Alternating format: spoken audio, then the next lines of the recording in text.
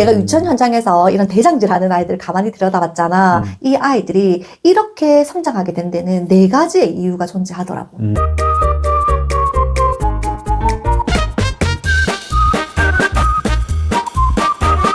지능과 지성은 엄연하게 차이가 있어. 비슷한데? 지능이 높다고 하는 건 어떤 거야? 일명 똑똑한 아이들. 그렇지. 특히 유치원 현장에서 아이들을 지켜보면 1월생과 12월생 사이에 지능의 차이가 존재해. 어쩔 수 없는 거거든. 똑똑한 아이들이 있어. 있지. 그 아이들을 가만히 들여다보면 게임의 규칙을 빨리 이해해. 그리고 요령도 알아. 눈치도 빠르고. 눈치도 빠르고 그러다 보니 스스로 신체를 조절할 수 있는 능력도 꽤나 괜찮아. 그래서 또래 친구들이 보기에 어때? 조금 우월해 보이지. 월등해 보여. 이 아이들이 리더가 될 가능성이 아주 높아. 그렇지. 그런데 자칫 잘못하면 이 아이들이 진정한 리더가 아니라 대장질하는 아이들로 자랄 수도 있다는 거야. 어떤 경우냐면 친구들과의 놀이에서 늘 자신이 우위를 차지해야 되는 거야. 자신의 우월성을 드러내야 돼. 그래서 친구들 사이에서 본인이 빛나야 되고 자신의 뜻대로 모든 것들이 다 이끌어져야 되는 거야. 놀이에서의 주도성도 마찬가지야. 내가 이끄는 대로 친구들은 역할 배정을 받고 그 놀이의 흐름 속에 들어와야 되는 거야. 자, 그런데 이렇게 하는 아이들을 못마땅한 친구들이 있을 거라고. 그렇지. 왜 너 마음대로 해? 라고 의의를 제기하는 친구들도 있을 거야. 그런데 이 대장질하는 아이가 지켜봤을 때 나에게 이의를 제기하는 친구가 꽤나 매력적이야. 그럼 어떻게 하는지 알아? 어떻게 하는데? 그 친구를 가스라이팅해. 그 친구를 지배하려고 하는 언어들을 사용하거든. 근데 반대로 내가 저 아이가 좀 못마땅해. 마음에 들지 않아. 그럼 어떻게 하는지 알아? 따돌려? 맞아. 친구들 사이에서 본인이 주도를 해서 저 마음에 들지 않는 친구들 따돌리려고 해. 이런 아이들이 지능만 높은 아이들이야. 그런데 가만히 들여다보면 지능도 높은데 지성이 있는 아이들이 있어. 그게 유치원 때도 보여? 완전 다 보여. 지성을 그냥 내가 한마디로 예를 들어 줄게. 지능이 높은 아이들은 내가 친구들을 위해서 군림할 수 있을 정도의 능력을 가지고 있다고 했어. 우월성을 가지고 있다고 했다. 그럼 친구들에게 나의 우월성을 드러내기 위해서는 어떻게 해야 돼? 뭐든지 내가 빛나야 되겠지. 그래서 게임을 한다거나 함께 어떤 놀이를 할 때 자신이 무조건 다 승리해. 친구들에 비한 본인의 우월성을 드러낸다고. 그런데 지성이 높은 아이들은 본인이 100%다 이길 수 있는 게임에서도 친구의 표정을 보니까 친구가 좀 속상해하는 것 같아. 저 친구가 나와 놀 때마다 스스로를 부족한 아이라고 느끼는 것 같은 그 슬픈 표정을 읽어낼 수 있는 아이들이 있거든. 그래서 본인이 10번을 다 이길 수 있음에도 불구하고 마지막 한 번 정도쯤은 의도적으로 이불로 딱 져주는 거야. 유치원 아이들 중에서 그런 아이들이 있다니까. 우리가 사실 관찰했을 때는 져준 게 눈에 보여. 근데 친구들은 그걸 잘 모르지. 그래서 9번 졌지만 한 번 이긴 친구가 정말 기뻐해. 그럼 기뻐하는 그 친구를 향해서 우와 너 진짜 대단하다 하고 박수 쳐줄 수 있는 아이. 이 아이들이 지성이 높은 아이들이야. 지능과 지성의 차이를 알겠지. 우리가 인공지능이라고 하지 인공지성이라고 하지 않잖아. 그러네. 지능은 이제 AI를 우리 인간이 따라갈 수 없어. 그렇지. 지능은 AI가 더 높을 거라고. 그럼 우리 인간만이 가질 수 있는 건 뭘까? 지성? 지성이라는 거야. 분위기 속에서, 그 맥락 속에서 그 미묘한 상대방 친구의 표정 변화를 감지하고 상황에 맞게 행동할 수 있는, 이타적으로 행동할 수 있는 그런 능력. 이게 바로 지성이라는 거야. 지성을 가진 아이가 친구들에게 우월성을 나타내잖아. 그때는 진정한 리더가 되는 거야. 지능과 지성을 겸비해야 되는 거야. 그렇지. 남편 기억나? 남편이 유튜브를 찍어봐 이렇게 이야기를 했을 때 내가 뭔가 얼굴이 팔리는 게 너무 싫은 거야.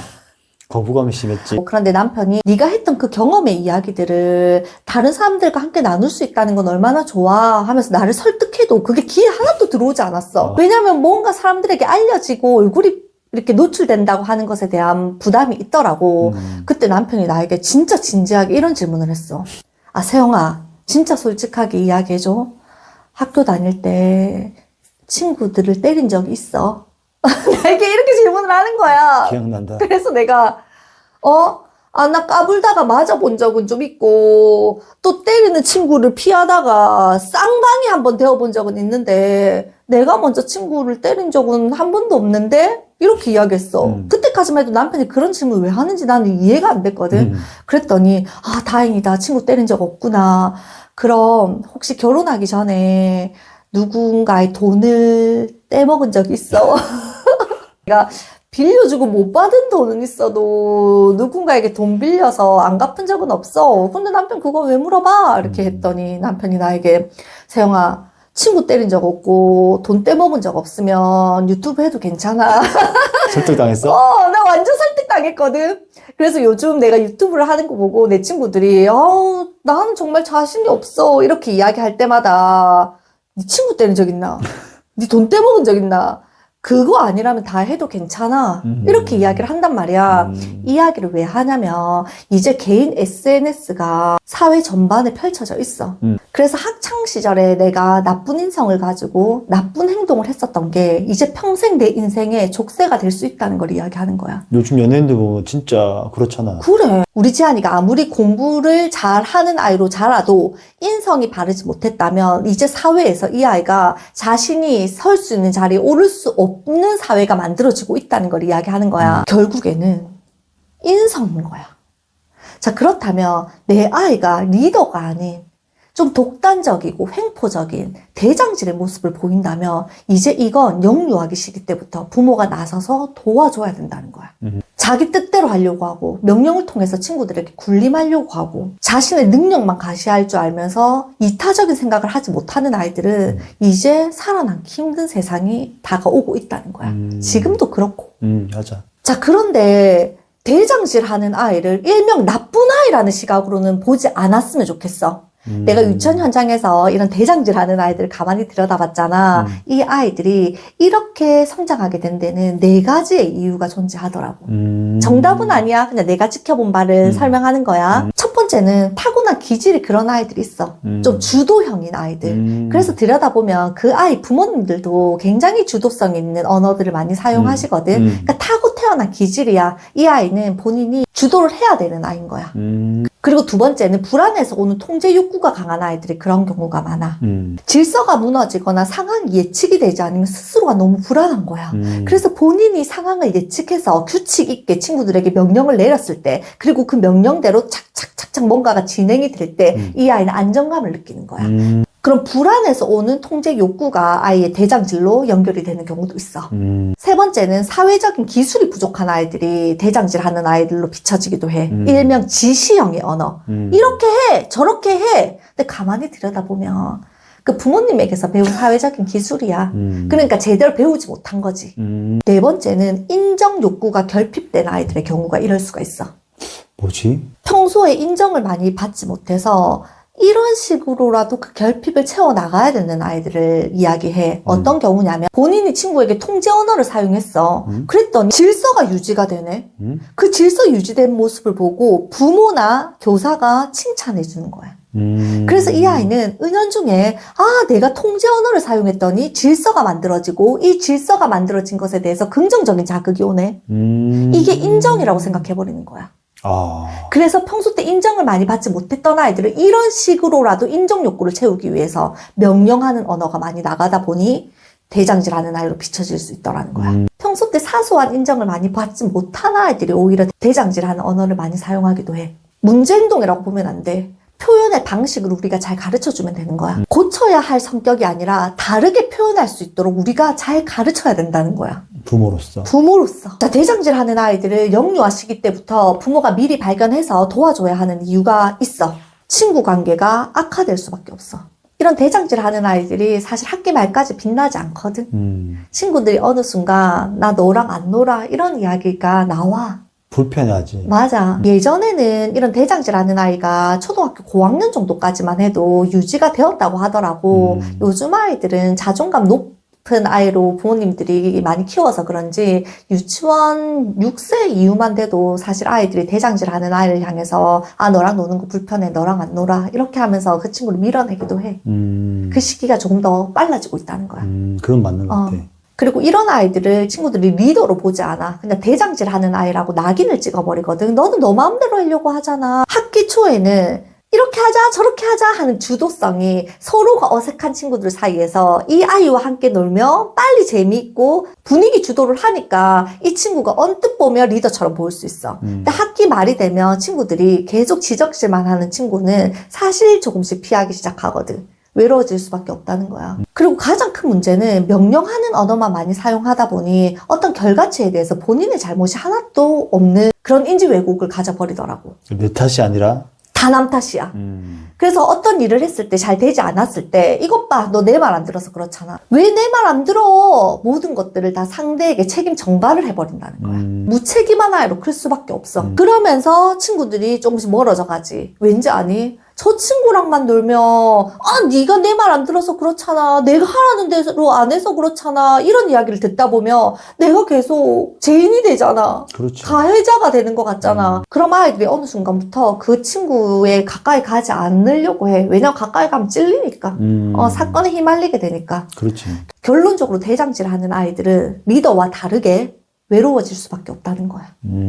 그래서 내 아이가 외로워지지 않으려면 우리 부모가 도와야 하지 않을까? 그렇지. 부모님들께서 도와야 된다는 생각에 내 아이의 대장질이 못마땅한 거야. 더군다나 부모 두 분이 대장질을 하지 않는 성향인 경우 내 아이의 대장질이 더 못마땅한 거야. 그래서 빨리 고쳐져야 되는 성향이라고 생각을 하셔. 그래서 즉각적으로 아이를 고치기 위한 명령어가 나갈 수밖에 없다는 거야. 너 대장질 하지 마. 너 친구에게 왜 지시해? 너 왜 그런 식으로밖에 말 못해? 자, 그럼 이 아이들은 대장질하면 안 되겠구나. 그런 식으로 말하면 안 되겠구나. 이렇게 배우는 것이 아니라 내가 늘 내 영상에서 이야기한다. 난 어떤 아이? 난 이런 아이. 나는 부모님에게 못마땅한 아이. 나는 대장질하는 나쁜 아이. 지시만 할 줄 아는 아이. 아이의 자존감과 자아감은 떨어질 수밖에 없지. 그럼 나에 대해서 부정적으로 생각하는 아이가 긍정적인 언어가 나갈 수 없어. 부정어에 대한 책받기는 계속 돌 수밖에 없다는 거야. 악화되겠네. 그렇지. 아이가 친구들에게 이렇게 해, 저렇게 해 라고 명령할 때 대장질 좀 하지 마, 명령하지 마, 지시하지 마 대신에 긍정어를 사용해서 그 아이를 이타적으로 해석해 줄 수 있는 능력이 굉장히 필요해.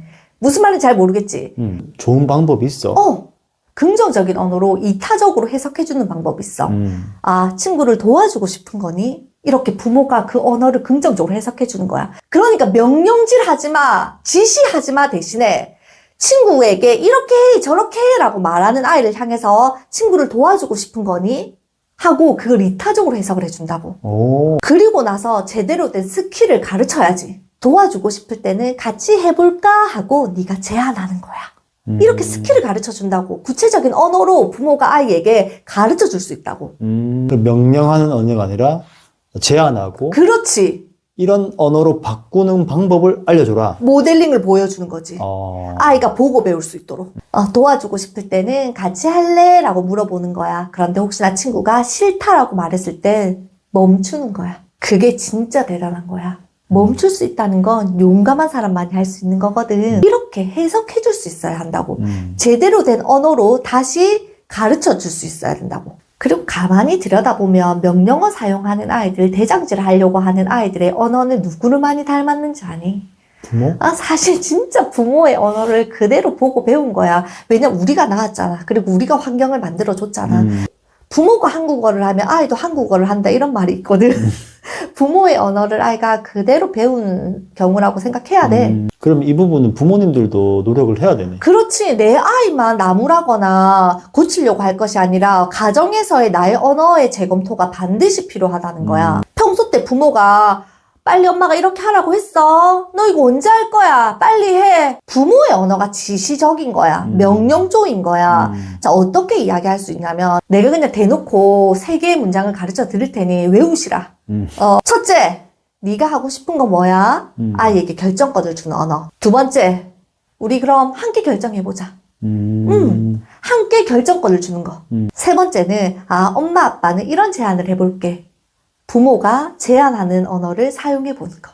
타협하고 의견을 수용하는 민주적인 언어를 사용할 수 있어야 된다는 거야. 내가 봤을 때 남편이 제안하는 언어를 진짜 많이 사용하는 것 같아.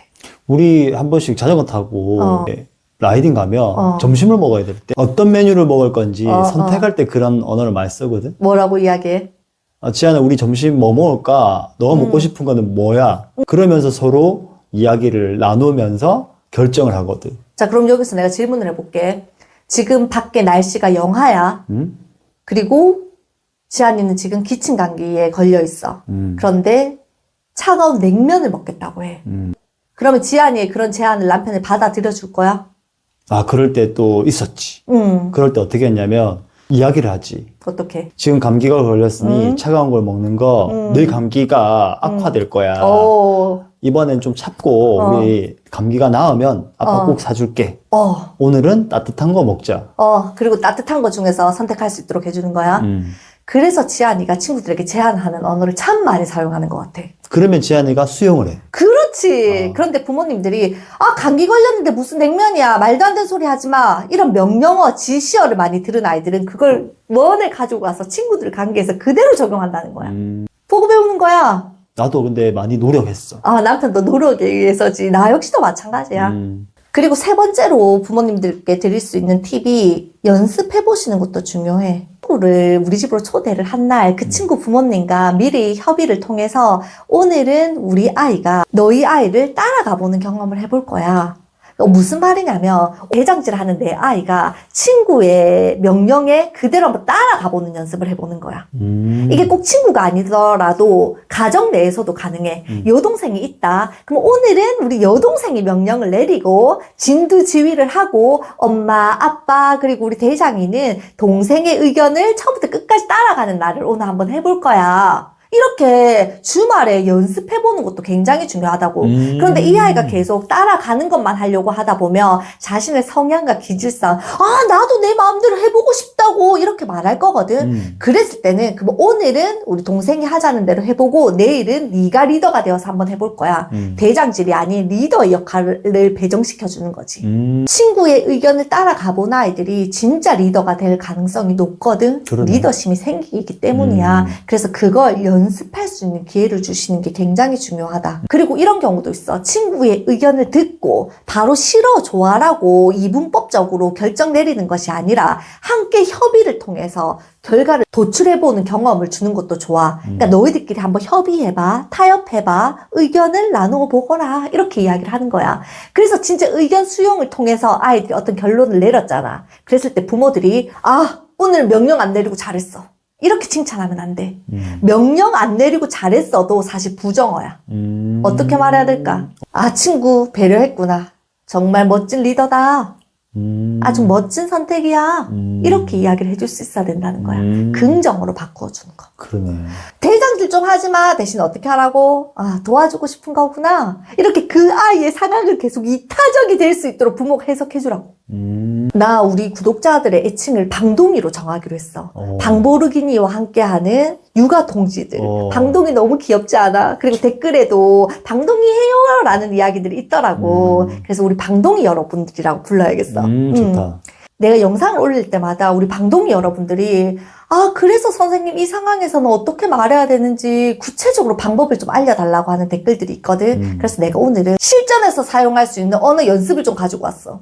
내 아이가 친구들에게 야, 너 이거 해, 넌 이거 해 이렇게 명령을 하잖아. 그때는 어떻게 하라고? 명령하지 마. 이 언어 역시도 아이가 보고 배운다고. 그러네. 왜냐하면 아이는 부모를 통해서 배우기 때문이야. 부모가 했었던 말을 통해서 이렇게 말하면 안 되는구나를 배우는 것이 아니라 아이들은 직관적으로 사고하는 나이기 때문에 부모의 모습을 찰칵하고 사진 찍으면서 배운다고 이야기를 하거든. 그러니까 이렇게 하지 말라고 지시하는 엄마의 언어는 사실 뭐야? 너 이타적인 행동 좀 해 라는 의도가 담겨 있어. 그런데 이 아이들은 그 언어를 해석할 수 있다 없다? 없지. 추론적인 사고를 하는 단계가 아니라 직관적으로 사진 찍듯이 보고 배우는 단계이기 때문에 야! 너 친구한테 그렇게 명령 내리지 마! 라고 말하는 그 엄마의 표정과 말투로 배워버린다는 거야. 자, 그렇다면 어떻게 이야기할 수 있을까? 친구가 좋아할지 우리 한번 물어볼까? 이렇게 물어봐야 된다는 거야. 야, 너 이거 해! 라는 아이에게 우리 친구에게 이거 하는 거 좋은지 한번 물어볼까? 이렇게 부모가 이야기할 수 있어야 된다는 거야. 그리고 내 아이가 이렇게 저렇게 라고 명령을 내렸는데 상대편 친구가 불편한 거야. 그래서 아무 말도 하지 않거나 싫어 이렇게 이야기를 한 거야. 그랬을 때 왜 싫어? 엄마 이 친구가 내가 이렇게 하자고 했는데 싫다고 했어. 우리 아들이 이렇게 하자고 하니까 이렇게 좀 해보자. 이건 내 아이 망치는 거야.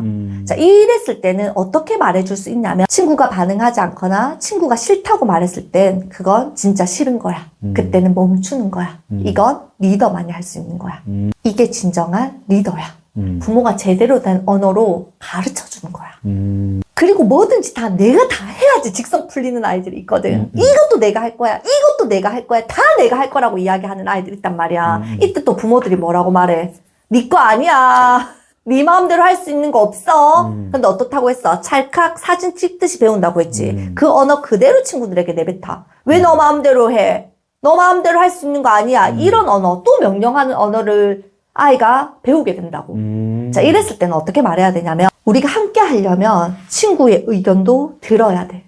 친구의 의견을 수용할 수 있는 아이들이 진정한 리더야. 너는 굉장히 주도력 있는 아이야. 그래서 엄마는 네가 진정한 리더가 될 수 있을 거라고 생각해. 그렇다면 친구의 의견을 수용할 수 있어야 해. 노력해보자. 이렇게 이야기할 수 있어야 된다는 거야. 훨씬 좋다. 훨씬 낫지. 이런 언어를 아이들이 보고 배운다고. 대장질하는 아이들이 언뜻 보기에 나쁜 아이 같아 보여. 그런데 이 아이를 부모가 살짝만 도와주잖아. 리더의 씨앗을 가지고 있는 아이들이야. 아, 그건 맞는 것 같아. 아이의 기질과 성향 자체가 누군가를 이끄는 것에 대한 힘을 가지고 있는 아이라고. 그런데 부모가 이 아이가 지능만 발휘하게 그대로 두면 이 아이는 폭군이 될 거야. 리더가 아닌 대장질하는 아이로 성장할 거라고. 그리고 친구들에게 배척당할 거야. 어느 날 외로워질 거야. 그래서 도와줘야 돼. 대장질하는 아이, 부모가 잘 정돈된 언어를 사용하잖아. 이 아이는 친구를 이끌 수 있는 힘을 가진 아이가 되는 거야. 진짜 말 그대로 리더의 씨앗이 싹을 틔워서 꽃을 만들어낼 수 있다는 거지. 우리 부모님들께서 생각해 주셨으면 좋겠어. 내 아이가 혹시나 대장질하는 모습을 보인다면 당장에 고치려고 하는 것이 아니라 이 아이가 가진 성향을 우리가 올바르게 이끌어 줄 수 있는 역할을 하는 게 바로 부모의 역할이다.